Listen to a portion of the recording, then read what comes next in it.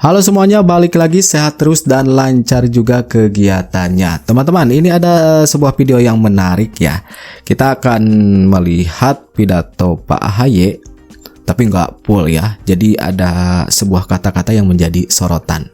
Kurang lebih seperti ini, Pak AHY memberikan statement bahwa ketika 10 tahun tidak gabung di pemerintahan dan menjadi oposisi, faktanya Pak AHY memberikan statement bahwa Partai Demokrat itu ingin gabung di pemerintahan, tapi ada yang menghalang-halangi.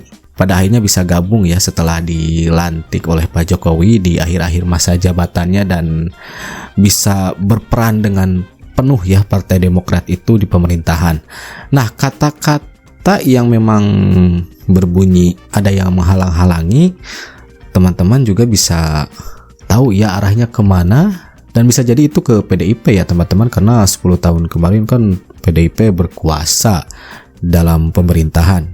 Dan memang dilantiknya Pak AHY ini adalah jasa Pak Jokowi ya teman-teman, hingga akhirnya Pak Jokowi diganti oleh Pak Prabowo. Pak AHY terus melanjutkan di bidangnya di dalam suatu pemerintahan.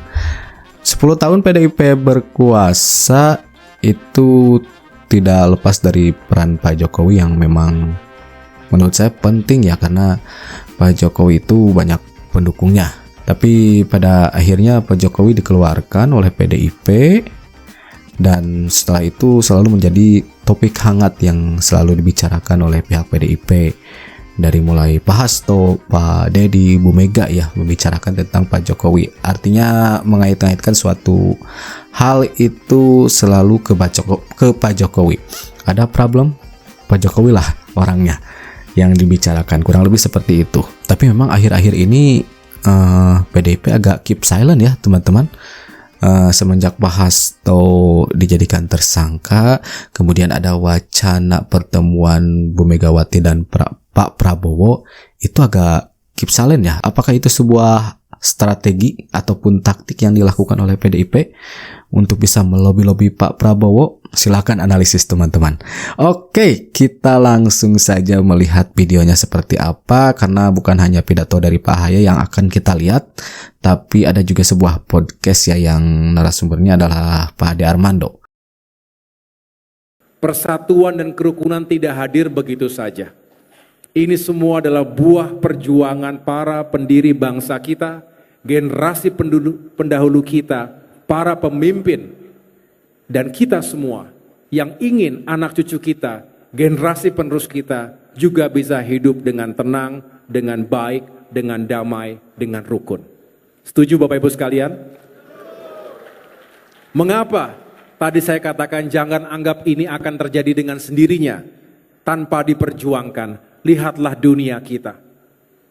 Ternyata tidak semua bangsa di dunia bisa merasakan perdamaian itu, bisa merasakan persatuan. Dan hanya dengan perdamaian dan persatuan tadi kita bisa melakukan pembangunan, bisa mencapai kemajuan dan kesejahteraan untuk seluruh rakyat. Gagah ya Pak AHY. Tadi diingatkan kita harus mengambil keputusan. Hari ini akan menentukan masa depan kita. Biasanya kalau Gen Z itu setiap pergantian tahun punya resolusi. Selalu bertanya, apa resolusimu tahun baru ini? Pak Osi, apa resolusinya? Ingin apa? Lurus. Lurus atau kurus? Oh, kurus. Kurus. Ada yang ingin lebih banyak waktu dengan keluarga. Ada yang ingin lebih produktif di kantornya. Ada yang ingin lebih fokus pada kesehatan, macam-macam. Resolusi adalah sebuah ketetapan yang kita pilih sendiri. Dan kita harus mencoba untuk mewujudkannya, menepatinya. Karena itu juga bagian dari keputusan yang kita ambil. Saya rasa setiap orang punya resolusi di tahun baru ini. Betul. Tapi marilah kita Partai Demokrat juga memiliki resolusi di tahun 2025 ini. Demokrat kini memiliki jalan dan ruang pengabdian yang jauh lebih luas dibandingkan 10 tahun sebelumnya. Mari kita syukuri, setelah 10 tahun kita berada di luar pemerintahan, bahkan kita menjadi oposisi, bukan karena kita tidak ingin berperan di pemerintahan nasional, ini teman-teman, tapi setiap kali kita ingin mengambil peran-peran itu, jalan kita ditutup. Betul? jalan kita ditutup setiap kali ingin mengambil peran-peran di pemerintahan. Nah, ini bisa jadi arahnya ke partai PDIP yang menghalang-halangi ya, teman-teman. Politik memang seperti itu. Tidak ada yang perlu disesali. Tidak ada yang perlu Tapi disesali. memang tidak mudah. Tidak mudah. Ketika kita ingin mewujudkan aspirasi dan harapan masyarakat, tentu kita bisa berkarya dan berperan di jalur legislatif, tetapi kita membutuhkan tangan-tangan di jalur eksekutif. Tapi tidak memungkinkan. Tetapi kini Bapak Ibu sekalian, saya juga melaporkan kepada segenap masyarakat Indonesia dimanapun berada, Demokrat kini berada dalam pemerintahan nasional dan diperankan dengan sangat baik. Ini adalah kesempatan yang baik. Mari kita jadikan 2025 ini tonggak atau milestone baru bagi perjuangan dan pengabdian Partai Demokrat. Jangan sia-siakan momentum yang baik ini. 5 tahun ke depan, 10 tahun ke depan, mari kita song-song masa depan kita yang lebih baik untuk bisa terus berbuat untuk masyarakat Indonesia yang kita cintai. Termasuk saudara-saudaraku umat Kristiani. Di bidang infrastruktur dan pembangunan kewilayahan misalnya, juga bisa menghadirkan berbagai hal yang positif. Kita tahu di sana-sini masih terdapat masalah infrastruktur, masih terdapat kesenjangan antar wilayah, termasuk antara Jawa dan luar Jawa, antara kota dengan desa, antara masyarakat menengah atas dan menengah bawah. Bapak Presiden Prabowo Subianto tegas mengatakan bahwa pembangunan harus berdampak langsung pada setiap warga negara. Oleh karena itu, Bapak Ibu sekalian, keluarga besar Partai Demokrat, mari resolusi kita 2025 ini, mari kita dukung dan sukseskan pemerintahan yang dipimpin oleh Bapak Presiden Prabowo Subianto. Nah, itu dia ya teman-teman pidatonya. Kurang lebih menjelaskan tentang resolusi dari Partai Demokrat itu sendiri ya. Yang memang punya visi misi yang baik untuk masyarakat, teman-teman. Dan Pak AHY mengisyaratkan untuk jangan menyia-nyiakan peran yang didapat ya. Oke, Bang Ade. Ini banyak desakan dari pemilih Prabowo khususnya bahwa pertemuan antara Megawati dengan Pak Prabowo itu nggak perlu. Menurut Bang Ade, sampai setidaknya sampai hari Minggu kemarin deh perkembangannya. Kalau soal perlu tidak perlu, saya rasa jawabannya tidak bisa dengan mudah begitu saja dikatakan ya karena saya tidak suka dengan Bu Mega misalnya, maka nggak perlu ketemu. Ini kan persoalannya adalah Pak Prabowo adalah presiden dari negara ini, ya. Sebagai seorang presiden tentu saja ada harapan bahwa dia bisa mengayomi, mengabdikan diri dia untuk kepentingan seluruh pihak, semua pihak, termasuk pihak-pihak yang barangkali selama ini berada berseberangan dengannya, ya.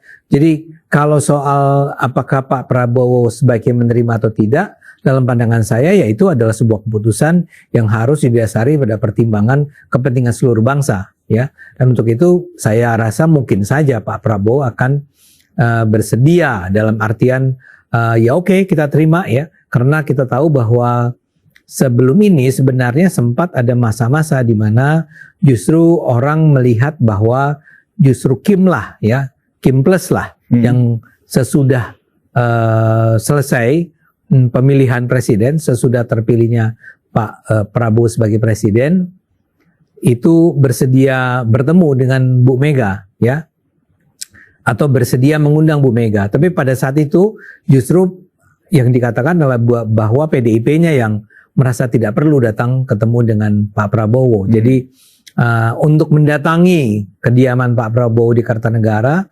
saja itu dianggap sebagai bukan sesuatu yang prioritas buat kalangan PDIP. Tapi sekarang kan kondisi sudah berubah, ya. Pak Prabowo sudah jauh berada di atas angin. Kim Plus sudah terbentuk dengan cukup solid, gitu ya. Dan ada Pak Jokowi di sampingnya. Nah, sekarang orang mulai melihat bahwa PDIP lah yang berkeinginan untuk bertemu dengan Pak Prabowo. Sejumlah indikasi sudah terlihat nih, ya, pernyataan-pernyataan yang keluar baik dari Bu Mega atau barangkali anak buahnya Bu Mega, ya, termasuk Pak Basarah, ya.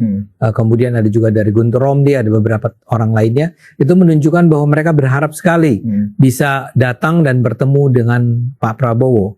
Nah, dalam hal ini apakah Pak Prabowo mau menerimanya atau tidak, ya terserah Pak Prabowo. Sebenarnya konteksnya begini, Bang Ade. Konteksnya kenapa pertanyaan tadi itu perlu atau tidak. Pertama, seolah-olah di netizen itu, di luar sana, publik mengatakan PDIP ini sedang butuh perlindungan. Ya. Karena kasus Hasto, Oh iya, dihubungkan ada dengan kekhawatiran Pak Hasto. kongresnya akan diganggu oleh Betul. pihak luar dan seterusnya. Betul. Kan gitu loh. Artinya pertemuan ini tidak murni sebagai dalam rangka silaturahmi. Betul. Bahkan disarankan dengan diplomasi nasi goreng misalnya. Ya. Seolah-olah Prabowo ke Teguh Umar dong, kan gitu loh. Nah, nanti ketika Prabowo datang ke Teguh Umar, nanti di frame loh, yang butuh kan Prabowo, buktinya Prabowo yang ke Teguh Umar. Padahal kan kalau hanya ingin nasi goreng, kan bisa di istana. Di istana kan juga Bu Mega bisa disiapin untuk masak nasi goreng, kan begitu. Nah, kalau dilihat dari konteks itu, menurut Bang Andi, apakah memang perlu pertemuan itu? Nah, disinilah persoalannya ada pada PDIP. PDIP ini barangkali karena sudah 10 tahun mereka merasa berkuasa, mereka tuh memang kalau pakai istilah saya sejak lama adalah terlalu arogan, terlalu sombong, ya. Terlalu ingin terlihat sebagai pihak yang dibutuhkan, bukan pihak yang membutuhkan.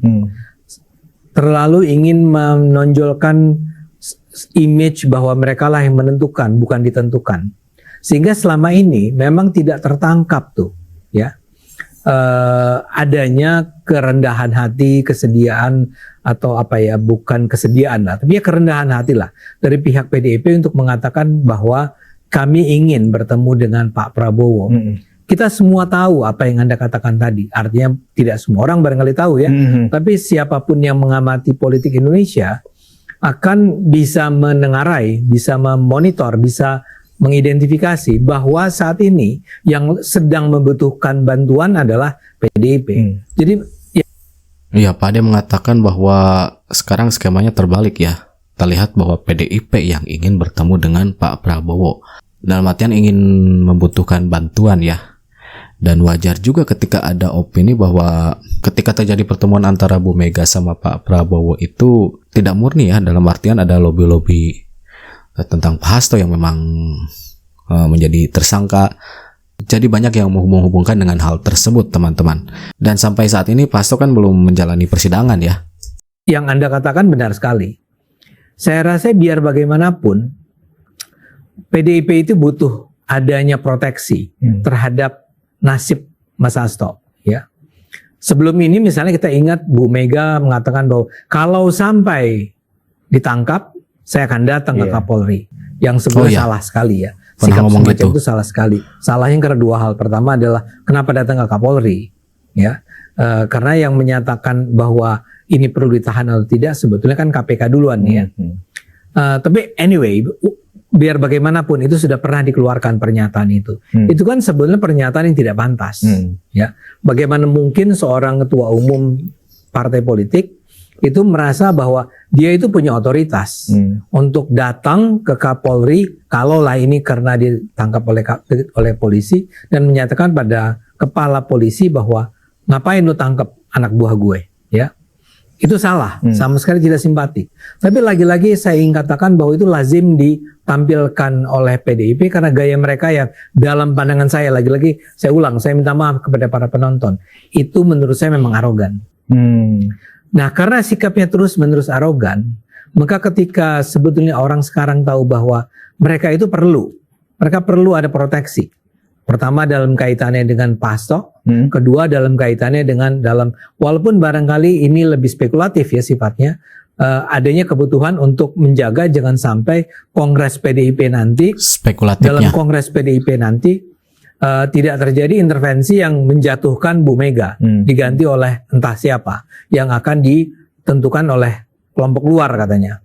Nah, dua hal ini, Pak Hasto dan Kongres, itu adalah dua peristiwa terkait dengan PDIP, di mana PDIP memang membutuhkan sebuah kekuatan di luar dirinya, agar pertama Hastonya jangan sampai ditangkap, kedua agar jangan sampai Kongresnya terintervensi. Nah, itu dia teman-teman penilaian dari Pak Ade Armando ya, menurut pendapatnya bahwa PDIP itu ya gayanya itu terlihat atau terbilang arogan ya, menurut analisisnya.